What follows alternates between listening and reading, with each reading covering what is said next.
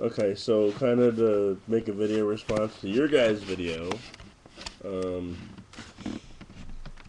where the one of you, the one in the red, was pro a Christian and he was pro-choice, and the guy in the blue was red, or he was a Catholic and pro-life. Kind of got the same situation here, but neither one of us is pro-choice. Yeah, I'm Catholic, by the way. He's Christian. So we're both pro-life. The thing of it is the guy in the red, you were jumping all over the one in the blue, not letting him make his opinion known. He did get a chance to say, and I'll elaborate for him because you didn't allow him to do it yourself. There are cases, or in my mind, only one case, but I can understand a few, but where like, if it's like a life or death situation, then abortion's okay. But you also have to figure how you said how if the Republicans got a hold of it, how it would be strictly made illegal. But by your theory, hold on, let me hit this for a minute. By your theory, now that it is legal, are you going to tell me that there's some pro-choicers out there that aren't doing it as a form of birth control? I mean, it's legal now, and you have what you want at the time. So, do you think it should be? I mean, you have to kind of be across the board on this one. So you think it should be legal? So, killing an innocent baby is legal because there are less than 1% of these cases are hard cases where they're rape or incest or something like that. So by your theory, 99% of these babies should be wiped out, basically like what Hitler did with the mass genocide, because for the 1% of people that actually have life or death situations or something like that. That's the theory you're supporting. Now, for it to be illegal, I mean, I'm pretty sure that if it was a life or death situation, they could still do it. I mean, there's there'd be a way to get around that for medical reasons. Obviously, because the doctors. I'd like to know something. First off, I want to know something like, even if it was a life or death issue, that still does not make it right for the woman to have an abortion. Like, he's not saying that he's not saying that it's right. I mean, we would both understand why she did it, but it's still not. It still doesn't make it right. It's still not condoned. Exactly. And also, that statistic he got, like, just in case you're gonna think like that's a biased statistic, that statistic actually comes from Planned Parenthood, which is America's number one abortion provider. They themselves admit that only 1% is due to heart cases, and forgot what I was gonna say now. We got 15 minutes to make that video. Yeah, I know. I kind of lost my train of thought. You're talking about Planned Parenthood themselves only reporting that it was 1%. Well, no. Like, okay, until David gets his train of thought. Yeah.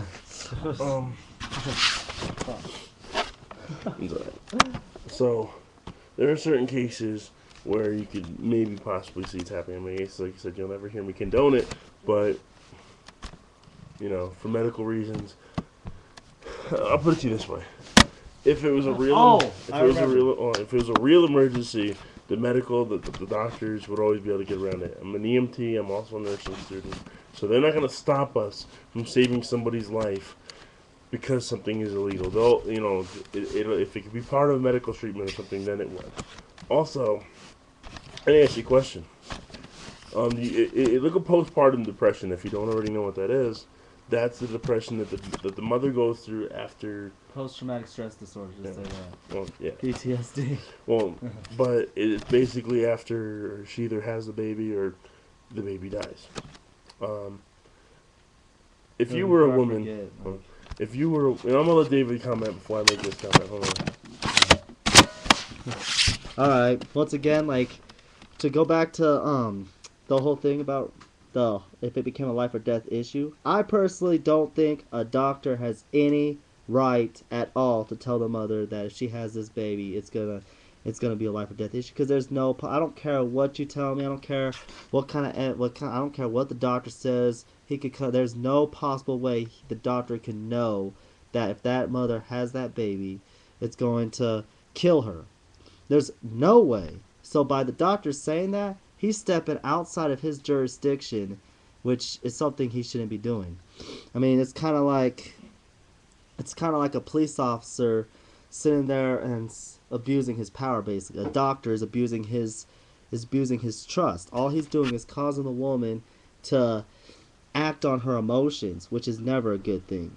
Like, she's like, after she realizes, oh, I'm gonna die if I have this baby, she's gonna act out of fear and do something irrationally without even thinking. So in a way, the doctor is actually causing the woman to get an abortion. So the doctor doesn't really care about her. But yeah, like, that's all I wanted to say about that. Like, and yeah. What was I gonna talk about? You forgot now? Yeah. And so we can get around it for medical purposes. They're not gonna say that we can't medically treat somebody because of because their their abortion's illegal or something like that.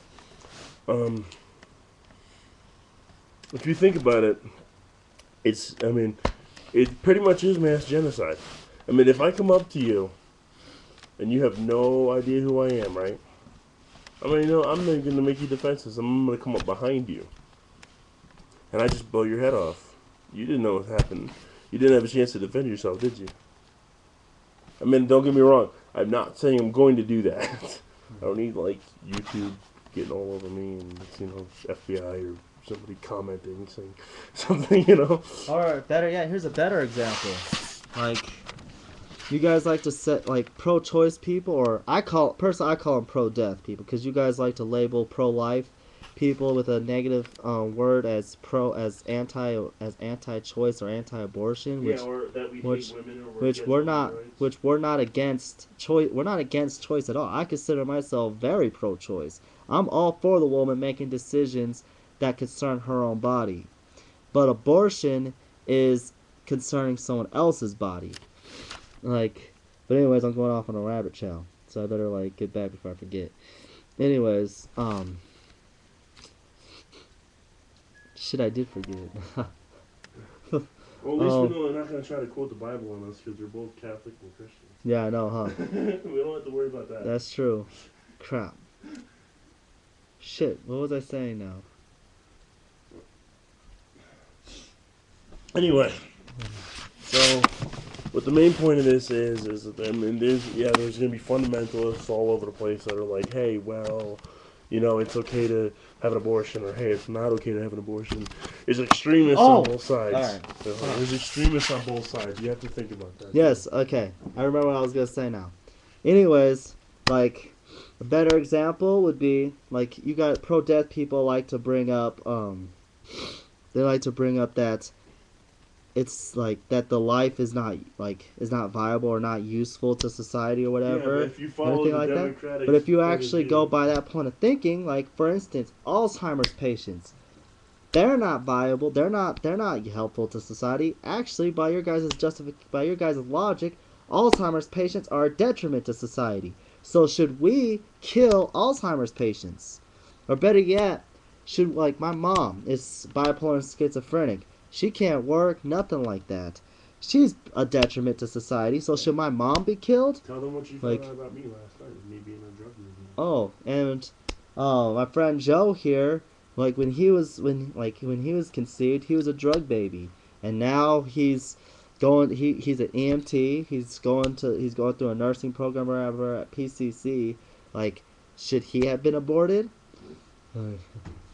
I mean, so, but, like, if you're pro-death, like, now once again, let me drive that home, because you guys call us anti-choice, so I'm just throwing out a negative connotation to you guys. You guys are pro-death, I'm pro-life, Joe's pro-life, your friend in the red, your friend in the blue is pro-life, and, yeah, that's all I gotta say right now, but yeah.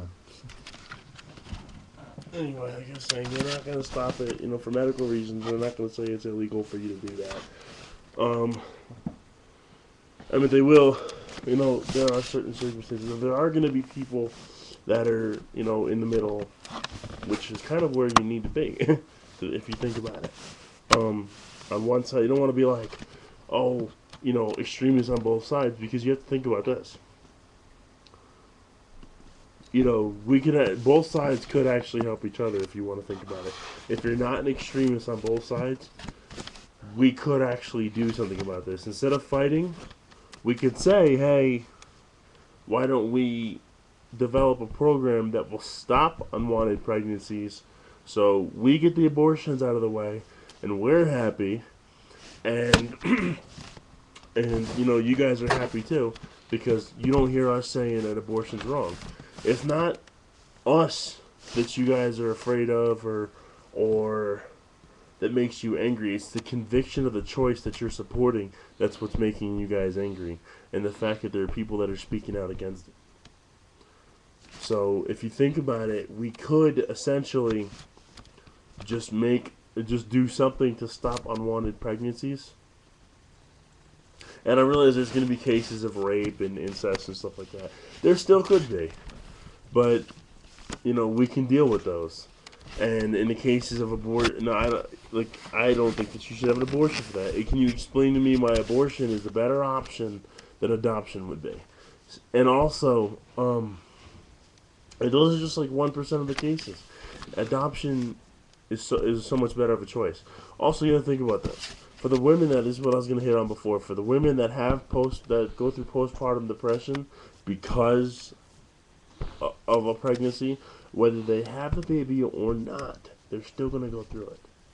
But what you don't think about is this, is that you don't think about how much worse it's going to be if they have the abortion. They have to live with the conviction, not only that their baby didn't make it, but because they were the one that made the choice for their baby not to make it. Okay, that's going to do nothing but amplify the postpartum depression they're going to go through anyway. So, a lot of pro-choice people say we hate women, we're against women's rights. I don't hate women. I'm not against women's rights. I have a mother just like you do. I have a sister. I have women friends. I mean, I did have a girlfriend up till a few days ago, but not anymore. But I have one soon to come, I think. But to be honest, I don't hate women. I'm not against women's rights. I'm for them being equal. As a matter of fact, I was in the military. I stood up for the right to have everyone have equal rights. So the good thing is, I know you're not going to get all biblical on me, because there's two Catholics and two Christians having this conversation. It's only going to go as far as the pro-life and pro-choice, but I still don't think that. I mean, if you look at the pro-life, pro-choice, there's many like researches that were done and statistics that back up what we say, back up our argument. The only thing you guys have is it's a clump of cells. What you don't realize is once you have the 46 chromosomes, which is way before abortion is even okay for you to do. It never is okay, but I'm talking about legal. You're considered to be a human by science at that point. That's at conception, I hate to tell you. You become a zygote at conception. Sperm meets egg, bam, zygote, 46 chromosomes, you're human. And also, by the way, I forgot what I was going to say. By the way, pro-choice people like to say, like, to go on his note, like what he was saying, pro-choice or pro-death people like like to talk about, oh, it's not a human at conception, it's just a fetus and everything like that. But did you know that the Latin term for fetus actually means little one child, or young child? I mean, so by that definition, that's basically right there saying it's a human at conception. Yeah, that's what I want to say. Like, that's we'll take the mic a little bit more because I'm making hot water. So, or you can stop the video. You're boiling hot water. Well, like, I don't know. That's all we have for right now. Like, hit us up. And like, also, either... if they say it's a clump of cells, you have to realize something. By science, a human woman get together and they have big baby. There's only one explanation for the baby to be. It was created by two humans. It could be a dog or something, or what's it going to be? It's going to be a human. Well, yeah. And actually, most prominent scientists and medical textbooks hold that it's a human at conception.